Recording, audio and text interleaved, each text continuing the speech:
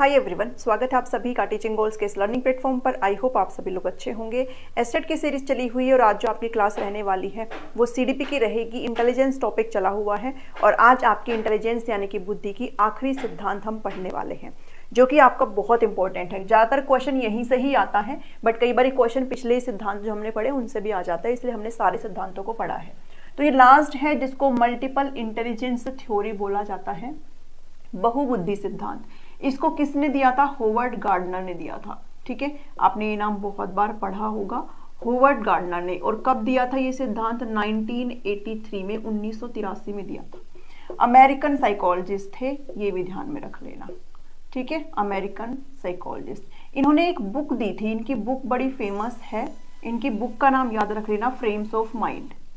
Frames of mind. ठीक है, इस बुक का नाम जरूर ध्यान में रख लेना।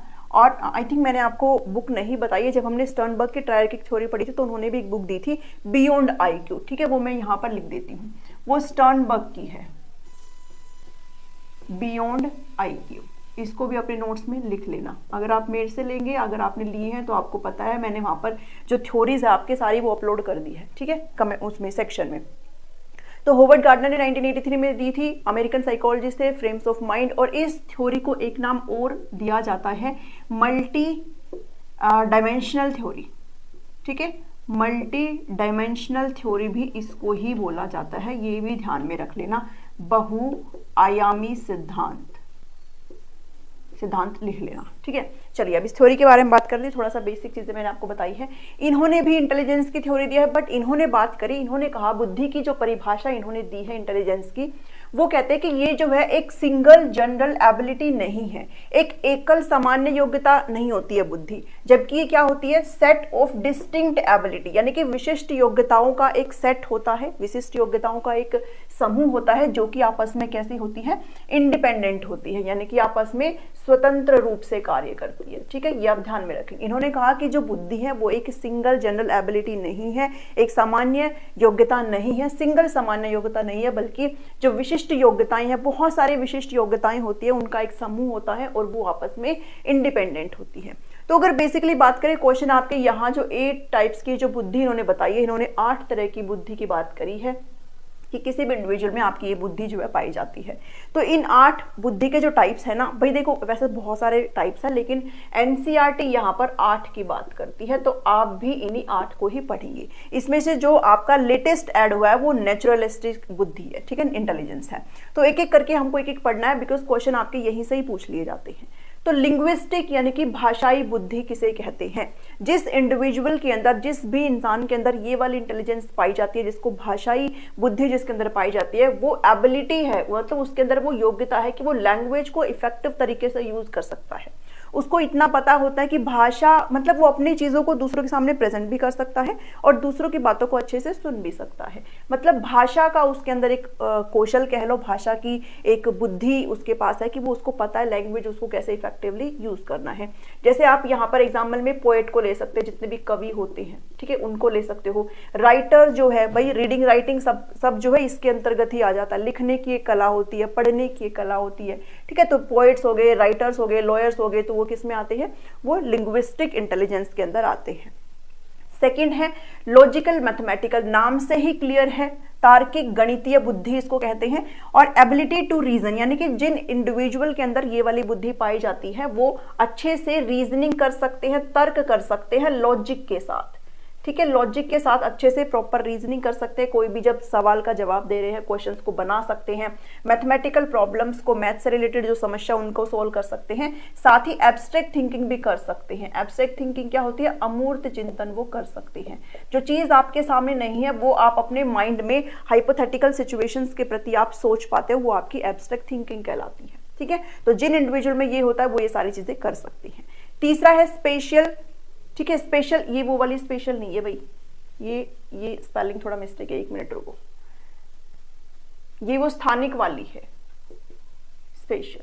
हमने उसमें पढ़ी थी ना, थर्स्टन के अंदर जो प्राइमरी मेंटल एबिलिटीज पढ़ी थी, उसमें हमने 7 तरह की पढ़ी थी, उसके अंदर स्पेशल भी था। ठीक है, स्पेशल मतलब स्थानिक बुद्धि, और तब भी मैंने आपके साथ डिस्कस किया था जब आप जगह से रिलेटेड सारी चीजों को कर पाते हो। ठीक है, तो ऐसी एबिलिटी जो विजुअलाइज करती है ऑब्जेक्ट्स को इन स्पेस में, मतलब कोई एक पर्टिकुलर ऐसी जगह है वहां पर आपको सारी चीजें पता चल जाती है, आप वो परसीव कर पाते हो चीजों को। जैसे इसके अंदर क्या चीजें आ जाती है, मैंने तब भी बताया था, जो स्कल्पटर होते हैं, जो मूर्तिकार होते हैं। ठीक है, मूर्तिकार होते हैं, वो छोटी सी मूर्ति में आंख नाक कान सब कुछ गढ़ देते हैं, मूर्तिकार होते हैं। आर्किटेक्ट होते हैं, पायलट्स भी यहाँ पर आते हैं। मतलब पायलट्स का मतलब क्या है भाई, वो किसी कमरे में थोड़े ना चलाएंगे, लेकिन यहाँ पर हम डायरेक्शन की भी बात करते हैं कि डायरेक्शन की भी समझ जिनको होती है वो किसके अंदर होता है, वो स्पेशल इंटेलिजेंस के अंदर ही होता है। मतलब स्थान को पता होता है भाई, ईस्ट जाना है वेस्ट जाना है, पायलट्स को ये सारी चीजें पता होती है ना कि ईस्ट जाना है वेस्ट जाना है, कहाँ जाना है। ठीक है, क्योंकि ऊपर तो आपकी ट्रैफिक लाइट नहीं होती है ना, तो उनको पता रहता है। तो ये वाली इंटेलिजेंस पायलट्स के अंदर होती है। इंटीरियर डेकोरेटर मतलब आंतरिक जो चीजें हम लोग डेकोरेट करवाते हैं, आजकल होता है ना ऐसे भाई, जब घर बनता है तो हम लोग डेकोरेशन करवाते हैं, इंटीरियर्स बनवाते हैं, तो वो सारी चीजें किसके अंदर अंतर्गत आती है, वो स्पेशल के अंतर्गत आती है। भाई इस जगह पर हम ये लगाएंगे, उस जगह पर उस कोने में ये रखेंगे, यहाँ पर मूर्ति होगी, यहाँ पर वो होगा, फलाना ढिमका। ठीक है, तो वो सारी चीजें कहाँ आती है, वो स्पेशल के अंदर आती है। वो आपकी जगह से रिलेटेड है, आपकी डायरेक्शन से रिलेटेड जो इंटेलिजेंस है वो स्पेशल में आती है। फोर्थ है बॉडीली काइनेस्थेटिक, शारीरिक गतिज। बॉडीली काइनेस्थेटिक के अंदर देखो, मैंने यहाँ पर गणितीय शायद गलत लिखा है, आई थिंक ऐसे आएगा। ठीक है, हिंदी में देख लेना भाई। बॉडीली काइनेस्थेटिक मतलब जब आप क्या करते हो, अपने शरीर का इस्तेमाल करते हो। ठीक है, कंट्रोल बॉडी मूवमेंट्स, आपके जो बॉडी का मूवमेंट है, आप जो बॉडी से काम कर रहे हो उसको अगर आप कंट्रोल कर पाते हो तो वो बॉडीली काइनेस्थेटिक के अंदर आता है। जैसे इसमें डांसिंग है, जब आप डांस करते हो आपको पता है ना भाई कितना क्या चीजें करनी है, स्टेप बाय स्टेप आप सारी चीजें करते हो। स्पोर्ट्स के अंदर जितने भी आपके खेल कूद होते हैं उसमें सारा आपका बॉडी का पार्ट्स ही इन्वॉल्व होता है। ठीक है, उसके बाद आपका कोई भी ऐसा टास्क जिसमें आपका फिजिकल कोऑर्डिनेशन इन्वॉल्व होता है, जब आप अपने शरीर से कोऑर्डिनेट करते हो, शारीरिक समन्वय जब आप स्थापित करते हो, तो वो किसके अंदर आता है, वो बॉडीली काइनेस्थेटिक के अंदर आता है। ठीक है, फिर है म्यूजिकल। म्यूजिक वाला बहुत ही मतलब इजी होता है, आपको क्वेश्चन में आराम से पता चल जाएगा कि किस इंटेलिजेंस की बात कर रहा है। म्यूजिकल मतलब संगीत से रिलेटेड। ठीक है, जब आपको किस चीज की समझ हो, जब आपको म्यूजिक पैटर्न की समझ हो। ठीक है, जैसे इसके अंदर भाई आप क्या कर सकते हो भाई, म्यूजिक अगर जिसके अंदर इस प्रकार की इंटेलिजेंस होगी, म्यूजिकल इंटेलिजेंस जिसके अंदर होगी, वो क्या कर सकता है भाई, अच्छे से म्यूजिक को कंपोज कर सकता है। ठीक है, म्यूजिक कंपोज कर सकता है, संगीत की रचना कर सकता है। ठीक है, इंस्ट्रूमेंट के साथ, यानी कि जो वाद्य इंस्ट्रूमेंट है उनके साथ वो प्ले कर सकता है, इंस्ट्रूमेंट के साथ प्ले कर सकता है। ठीक है, हिंदी में भी लिखते रहना, वाद्य इंस्ट्रूमेंट्स, वाद्य जो क्या इंस्ट्रूमेंट को क्या बोलते हैं, जो भी है उनके साथ वो प्ले कर सकता है। तो उनको इस चीज़ की समझ होती है। इसमें आप एग्जाम्पल भी ले सकते हो, बहुत सारे एग्जाम्पल है, AR रहमान है। ठीक है, जितने भी सारे सिंगर्स हैं उनके अंदर इस प्रकार की इंटेलिजेंस पाई जाती है। उसके बाद इंटरपर्सनल और इंट्रापर्सनल बहुत ज़रूरी होता है। वैसे तो बहुत इजी है ये, बट हम इसमें कंफ्यूज हो जाते हैं। इंटरपर्सनल और इंट्रा मतलब जब आप खुद को समझते हो, खुद से बात करते हो, खुद को अंडरस्टैंड करते हो। और इंटरपर्सनल मतलब जब आप एक दूसरे से बात करते हो। ठीक है, इसमें आपको 2 लोगों की रिक्वायरमेंट है इंटरपर्सनल में। और इंट्रा मतलब जब आप खुद को समझते हो। तो ऐसी एबिलिटी जब आप खुद को अंडरस्टैंड करते हो वो आपका इंट्रा में आ जाएगा। और इंटरपर्सनल मतलब जब आप दूसरों के साथ इंटरेक्शन करते हो, दूसरों के साथ बातचीत करते हो। ठीक है, ये चीजें आप जरूर ध्यान में रख लेना, ये कई बार कंफ्यूज कर देती है। दूसरों के साथ बातचीत करते हैं, दूसरों की बातों को समझते हैं, तो वो इंटरपर्सनल है, इंट्रा नहीं है, इंटरपर्सनल है। जैसे सोशल वर्कर हो गए भाई, जो सोशल वर्कर होते हैं, जो दूसरों के लिए काम करते थे, कि दूसरों की भावनाओं को समझते हैं। काउंसलर हो गए, हम लोग काउंसलिंग कराते हैं, तो वो भी क्या, बातचीत करना एक दूसरे से।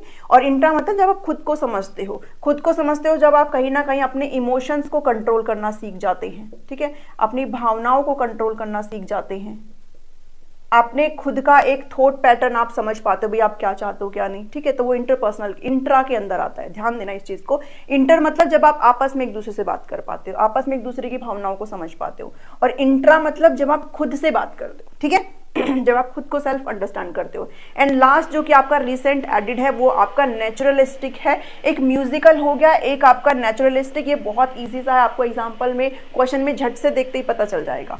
नेचुरलिस्टिक मतलब आपके अंदर एक ऐसी एबिलिटी आ जाती है कि आप समझ पाते हो कि इसको नेचुरल वर्ल्ड को, ठीक है, यानी कि जो प्राकृतिक जो चीजें आपके सराउंडिंग में है, जैसे आपके पेड़ पौधे हैं, जीव जंतु हैं, इनके प्रति अगर आप चीजों को समझ पाते हो, अगर आप अपना प्यार दिखाते हैं, तो वो किसके अंदर आता है, वो नेचुरलिस्टिक के अंदर आता है।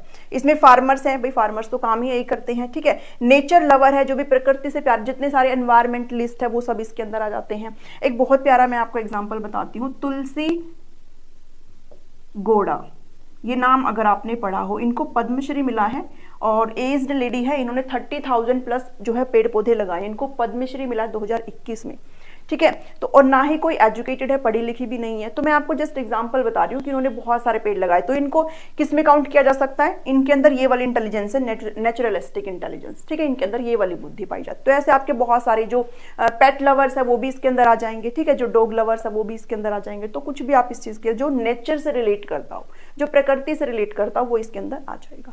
तो ये 8 प्रकार की बुद्धि की बात करते हैं होवर्ड गार्डनर, ये चीज आप ध्यान में रख लेना। इन्होंने कहा है कि एक डायमेंशन नहीं होता है बुद्धि का, बहुत सारे डायमेंशन होते हैं, बहुत सारे आयाम होते हैं, पहलू होते हैं, तो इसलिए इसको मल्टी डायमेंशनल थ्योरी भी कहा जाता है।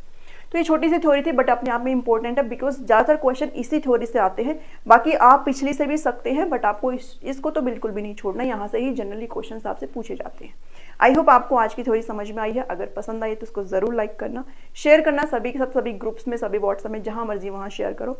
सभी प्लेलिस्ट का लिंक आपको वीडियो के डिस्क्रिप्शन में दिया हुआ है। अगर आप नोट्स को एक्सेस करना चाहते हैं तो आपको स्क्रीन पर नंबर दिखाई दे रहा है, आप उस पर व्हाट्सएप करके इन्फॉर्मेशन ले सकते हैं। मिलती हूँ नेक्स्ट वीडियो में। Thank you, thanks for watching me.